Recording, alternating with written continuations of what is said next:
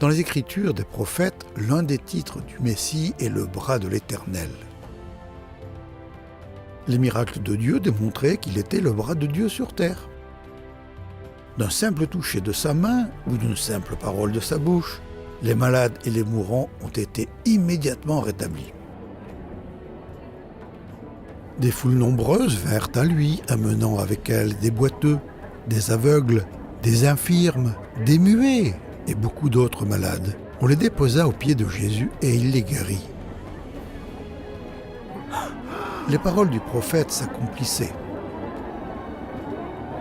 Les aveugles voient, les boiteux marchent, les lépreux sont guéris, les sourds entendent, les morts reviennent à la vie et la bonne nouvelle est annoncée aux pauvres. Il n'y avait aucune maladie que Jésus ne puisse guérir.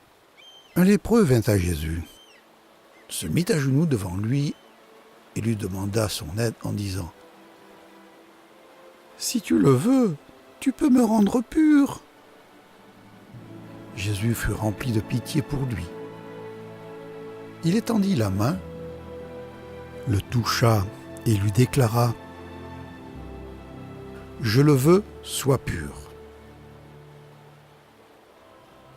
Aussitôt la lèpre quitta cet homme et il fut pur.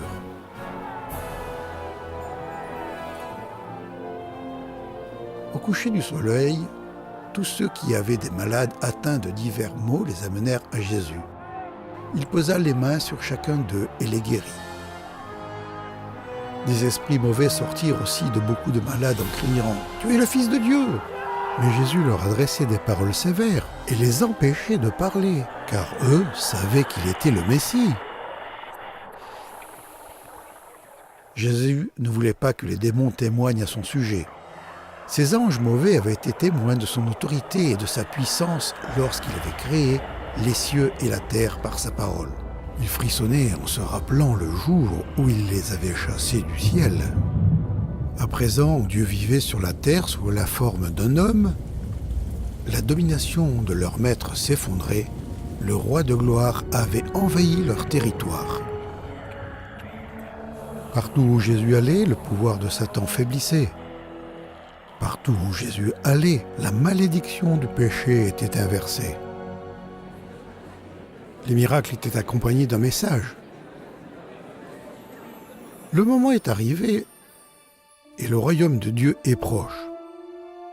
Changez d'attitude et croyez à la bonne nouvelle.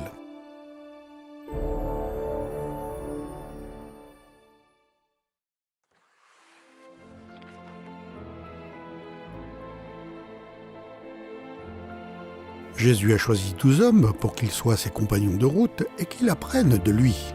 Il y avait également de nombreuses femmes qui le suivaient. Elle aidait Jésus et ses disciples en leur donnant de la nourriture et de l'argent. Pour ceux qui croyaient en lui, l'appel de Jésus était simple. « Suis-moi ».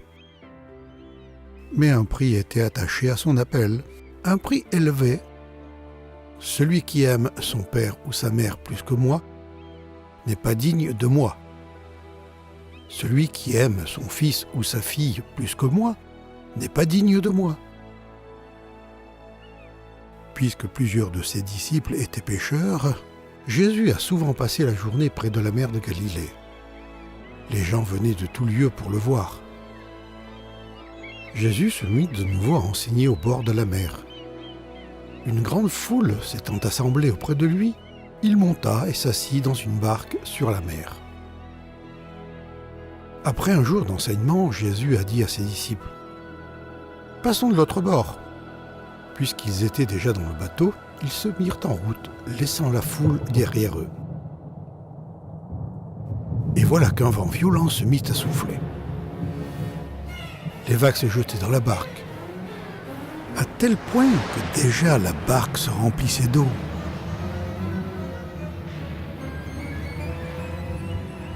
Jésus, à l'arrière du bateau, dormait, la tête appuyée sur un coussin. Ses disciples le réveillèrent alors en criant « Maître, nous allons mourir, cela ne te fait donc rien ?» Jésus, réveillé, menaça le vent et dit à l'eau du lac « Silence !» calme-toi !»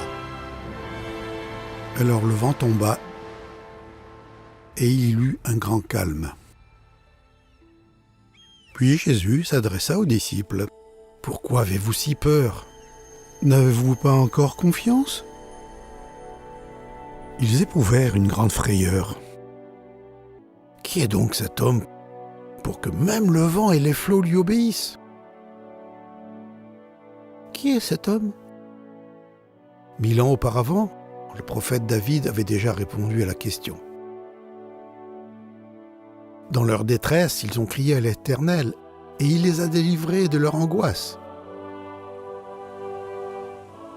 Il a arrêté la tempête, ramené le calme et les vagues se sont calmées. Qui peut calmer le vent et les vagues rien qu'en leur parlant ? La voix même qui les a créés.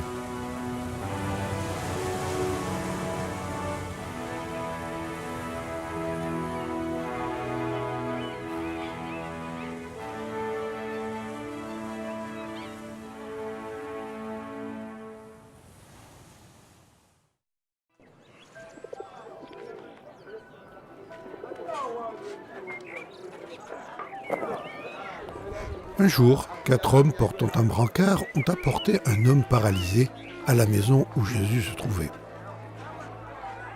Les hommes ont essayé de se frayer un chemin jusqu'à l'intérieur de la maison, mais il y avait tant de gens dans la pièce qu'ils ne pouvaient y pénétrer. Alors, ils ont grimpé sur le toit, ont ôté quelques tuiles et ont descendu le brancard jusque devant Jésus. Quand Jésus vit la foi de ces hommes, il dit au paralysé : « Mon fils, tes péchés sont pardonnés. » Jésus savait que le plus grand besoin de cet homme n'était pas de marcher de nouveau, mais d'être pardonné de ses péchés. Quelques maîtres de la loi qui étaient assis là pensaient en eux-mêmes : « Pourquoi cet homme parle-t-il ainsi ? Il fait insulte à Dieu. Qui peut pardonner les péchés ? Dieu seul le peut. » Jésus devina aussitôt ce qu'ils pensaient et leur dit : « Pourquoi avez-vous de telles pensées ? Est-il plus facile de dire au paralysé : « Tes péchés sont pardonnés » ou de dire : « Lève-toi, prends ta natte et marche » ? Mais je veux que vous le sachiez. Le Fils de l'homme a le pouvoir sur la terre de pardonner les péchés. Alors il adressa ces mots au paralysé. « Je te le dis, lève-toi, prends ta natte et rentre chez toi. » Aussitôt, tandis que tout le monde le regardait, l'homme se leva, prit sa natte et partit. Ils furent tous frappés d'étonnement. Ils louaient Dieu et disaient : « Nous n'avons jamais rien vu de pareil. » Les maîtres de la loi étaient aveuglés par leur religion et leur orgueil. Leur pensée allait dans le sens suivant : « Jésus, tu es un blasphémateur. Tu insultes Dieu parce que tu affirmes que tu peux pardonner les péchés, mais seul Dieu peut le faire. » Ils avaient raison de croire que seul Dieu peut pardonner les péchés. Mais ils se trompaient quant à l'identité de Jésus. Qui est Jésus selon toi ? Te souviens-tu de la signification de son nom ? Il signifie « le Seigneur sauve ». Dans un village palestinien où Jésus enseignait, le peuple a conclu : « Nous l'avons entendu nous-mêmes et nous savons qu'il est vraiment le sauveur du monde. »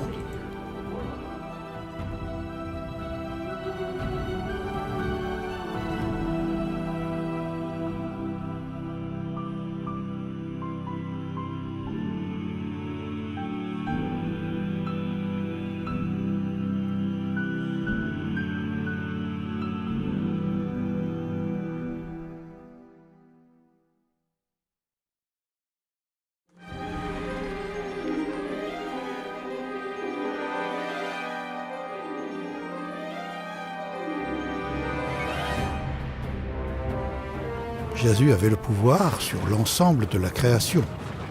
En dépit de cela, il ne se promenait pas en disant « Adorez-moi, je suis Dieu, je suis Dieu ». Il a tout simplement fait les choses que seul Dieu pouvait faire, et il a laissé aux gens la liberté d'en tirer leurs propres conclusions. en te fondant sur les deux récits suivants. Qui est Jésus selon toi ? Jésus se rendit ensuite dans une localité appelée Naïm. Ses disciples et une grande foule l'accompagnaient. Au moment où il approchait de la porte de cette localité, on menait un mort au cimetière. C'était le fils unique d'une veuve. Un grand nombre d'habitants de l'endroit se trouvaient avec elle. Quand le Seigneur la vit, il fut rempli de pitié pour elle et lui dit « Ne pleure pas !» Puis il s'avança et toucha le cercueil. Les porteurs s'arrêtèrent. Jésus dit « Jeune homme, je te l'ordonne, lève-toi. » Le mort se dressa et se mit à parler. Jésus le rendit à sa mère. Tous furent saisis de crainte. Ils louaient Dieu.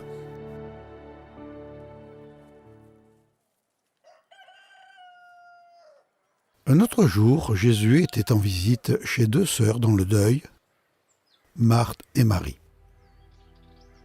4 jours auparavant, leur frère Lazare était mort.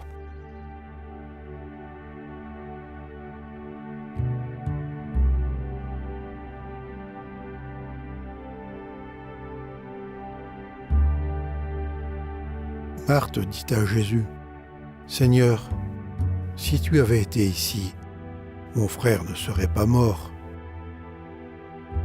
Jésus lui dit, « Je suis la résurrection et la vie. Celui qui croit en moi vivra, même s'il meurt, et celui qui vit et croit en moi ne mourra jamais. Crois-tu cela ? » « Oui, Seigneur, répondit-elle. Je crois que tu es le Messie, le Fils de Dieu, celui qui devait venir dans le monde. » Jésus se rendit au tombeau. C'était une caverne dont l'entrée était fermée par une grosse pierre. « Enlevez la pierre, dit Jésus. » Marthe, la sœur du mort, lui dit « Seigneur, il doit sentir mauvais, car il y a déjà 4 jours qu'il est ici. » Jésus lui répondit, « Ne t'ai-je pas dit ? Si tu crois, tu verras la gloire de Dieu. » On enleva donc la pierre.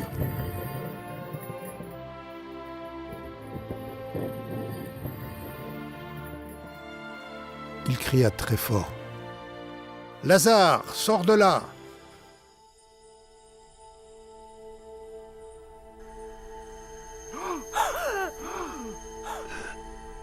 Le mort sortit, les pieds et les mains entourés de bandes et le visage enveloppé d'un linge. Jésus dit alors, « Déliez-le et laissez-le aller. »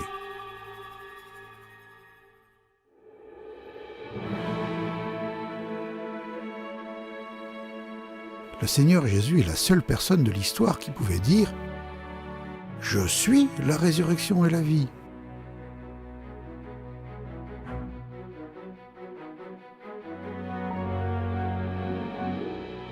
Ses œuvres confirmaient que ses paroles étaient vraies.